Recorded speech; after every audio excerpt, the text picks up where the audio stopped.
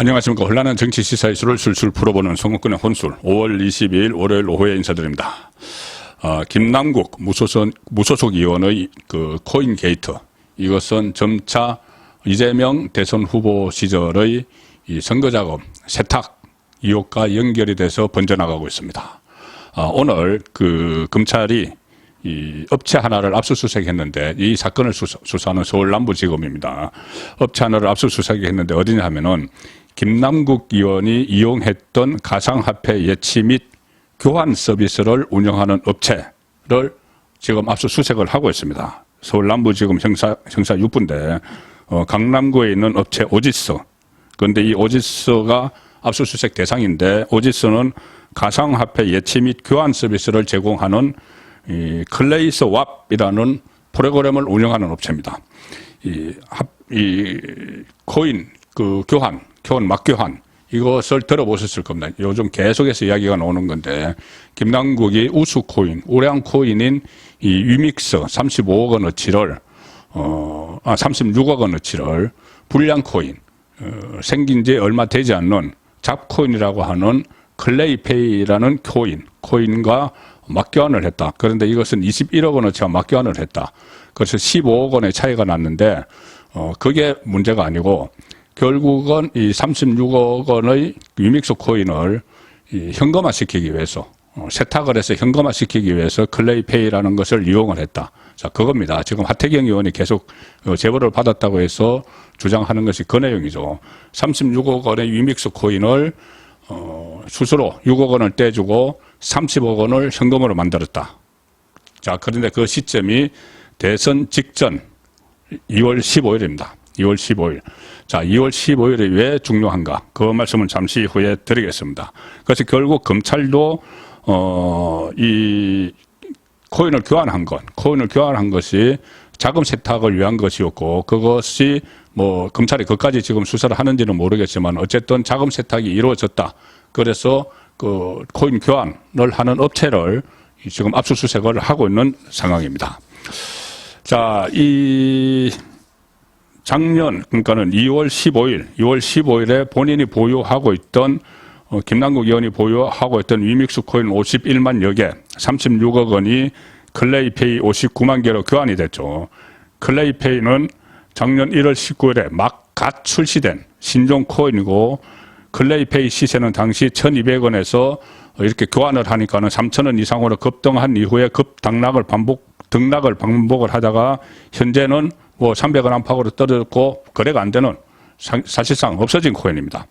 그래서 하태경 의원은 의원실에 들어온 제보에 따르면 코인판에 자금 세탁을 전문으로 하는 주가 조작 세력이 많이 들어갔고, 클레이페이가 그중 하나다.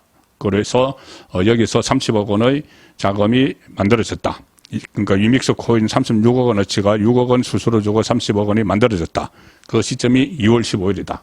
자, 그리고 2월 15일에 주목을 좀 하셔야 됩니다. 2월 15일에 30억 원이 현금화돼서 어디론가 빠져나갔습니다. 6억 원 수수료를 주고, 그런데 이 현금화 시켜준 이쪽은 지금 다 잠적했다고 합니다. 클레이페이를 만든 사람, 개발한 사람 다 잠적을 했다.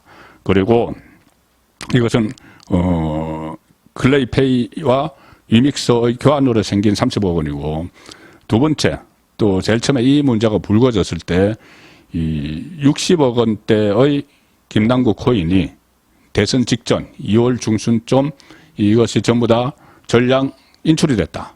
그 보도로 처음부터 시작이 됐죠. 그러면 전량 인출이 된 것이 현금화 됐다면 그것도 대선 직전인 2월 중순입니다.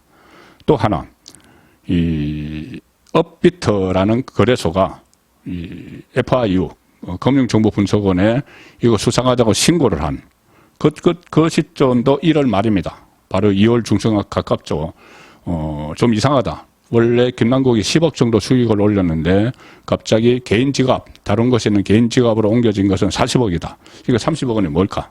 자, 그래서 FIU에 신고를 했고, FIU는 그것을 돈 세탁 의심이 된다. 이렇게 해서 검찰에 수사를 의뢰를 한 겁니다. 그래서 검찰이 지금 강제 수사에 들어간 상황이죠.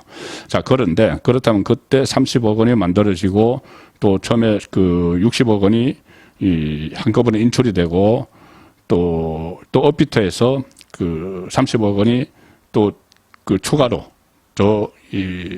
부풀려져서 다른 개인 지갑으로 가고 이것이 뭐 수십억 원대 그거 다 합하면 한 100억 원대 FIU에서 뭐 100억 원대 이야기를 했었죠. 한 100억 원대의 돈이 그 현금화된 의혹이 있는 겁니다. 대선 직전에. 특히 2월 15일을 전후해서. 자, 그러면 왜 2월 15일 날 이렇게 대량으로 현금이 빠져나갔을까? 자, 공교롭게도 매우 공교롭게도 제가 이렇게 쭉 추적을 해보니까 20대 대선 작년 3월 9일에 있었죠. 20대 대선 3월 9일에 있었는데 공식 선거운동, 법정 선거운동이 시작된 날이 바로 작년 2월 15일입니다. 2월 15일부터 법정 선거운동이 시작이 됐습니다. 그래서 대선까지 22일 동안 대장정이 들어갔죠. 일정이 시작이 됐죠. 그래서 그때 윤석열 후보 또 이재명 후보 양쪽 모두 다 경부선을 서로 오가면서 교차로 오가면서 선거운동을 시작하는 그날입니다. 공식 선거운동이 이 선관위에서 정한 공식 선거운동에 돌입한 그날 30억 원이 일출이 되고 어쨌든 이 현금화가 됐고 그 전후해서 또 30억, 60억 이렇게 막 현금화가 되는 자, 그 상황이 벌어졌던 겁니다. 자, 그리고 그러면 그때 당시 이 판세는 어땠느냐? 판세, 그 시점의 판세. 만약에 그 2월 15일 공식 선거운동 들어가는 시점의 판세가 이재명이 압도적으로 유리했으면은 이렇게 무리하게 하지 않았을지도 모릅니다. 무리하게 이 선거 자금을 끌어들이고 그렇게 하지 않았을지도 모르죠. 물론 지금은 추정입니다. 선거 자금을 끌어들였다는 것은 이 대선에 임박을 하면은 뭐 이번 대선뿐이 아니고 과거에 대선이든 총선이든 선거에 임박하면은 돈이 더 필요하죠. 더 벌어지는 것이 계속돼 온 그 사실입니다. 현상입니다. 그래서 그때 당시 판세를 보면은 일단 이재명에게 상당히 불리한 쪽으로 전개가 되고 있었습니다. 상당히 불리한 쪽으로. 뭐냐 하면은 일단 그때 홍준표 국민의힘 대선 후보 경선을 끝까지 윤석열 후보와 했었죠. 그리고 경선에서 지고 나서 홍준표 그 후보가 사실상 이 선거운동을 도와주지 않고 오히려 윤석열 후보를 이렇게 뭐 비판하는 그런 글들을 많이 올렸죠. 지고 나서, 경선에서 지고 나서 이 청문홍답 이런 그 코너를 만들어서 온라인상에서 청년들과 대화를 한다고 하면서 계속 윤석열 후보를 비판을 하고 있었는데 그런 부분들은 민주당 이재명 후보에게는 긍정적인 요소였겠죠. 역으로 그 상대방 진영에서 분열이 일어나니까. 그런데 선거운동에 들어가는 그 시점에 홍준표가 대구에서 본격적으로 선거운동을 시작을 합니다. 윤석열로 정권교체를 하자. 자, 그러면 이것은 이재명에겐 악재가 되죠. 또 하나의 악재가 뭐냐면은, 그때 선거 때 윤석열, 안철수 후보 단일화 논의가 한창이었죠. 그런데 본격적인 선거운동에 들어가기 직전까지 이것이 불분명했습니다. 안철수 후보 쪽에서 계속 완주하겠다는 이야기를 했죠. 그런데 딱 그 시점에 2월 15일 그 시점에 안철수 후보가 윤석열 후보에게 그래 단일화를 하자. 그런데 여론조사로 하자. 이렇게 역제안을 합니다. 여론조사. 그러니까 단일화를 하자는 안철수 후보의 그 움직임이 그때부터 시작이 된 거죠. 그래서 민주당은 상당히 당황을 합니다. 윤석열, 안철수가 단일화하면은 이재명이 절대 불리해지기 때문에 자, 딱 그 시점입니다. 그 시점에 이렇게 돈이 인출이 됐다. 현금화 됐다. 그 코인 속에 있던 돈이. 자, 그 정황이 지금 계속 나타나고 아침에 제가 조간 딱불 시간에 세 가지 정황을 말씀드렸는데 그 세 가지 정황의 시점이 다 2월 15일 전후한 겁니다. 자, 가장 중요한 건 그때 여론조사, 지지율조사 결과는 어땠을까? 자, 지지율조사를 보면은 이 공식 선거운동에 들어간 시점에 이 조선일보와 TV조선이 여론조사 업체 칸타 코리아에 의뢰해서 조사한 결과가 있습니다. 사자 대결 조사에서 국민의힘 윤석열 38.8, 민주당 이재명 33.2, 국민의당 안철수 8.4, 정의당 심상정 3.2 이렇게 나옵니다. 그러니까 그 시점에 그러니까 이 돈이 현금화 막 되는, 코인이 현금으로 변하는 그 시점이죠. 그 시점에 이재명이 윤석열 후보에게 이 무려 5.6%나 지고 있었습니다. 선거는 이제 그 얼마 남지 않았는데, 그리고 이 안철수 후보와 윤석열 후보의 지지율을 다 합하면은 무려 47.2%. 딱 그 정도 되면 당선이 되는 표였죠. 결과적으로도. 그리고 이재명은 33.2, 상당히 차이가 나기 때문에 이재명 후보로서는 초비상이 걸린 상황이 안 될 수가 없는 것입니다.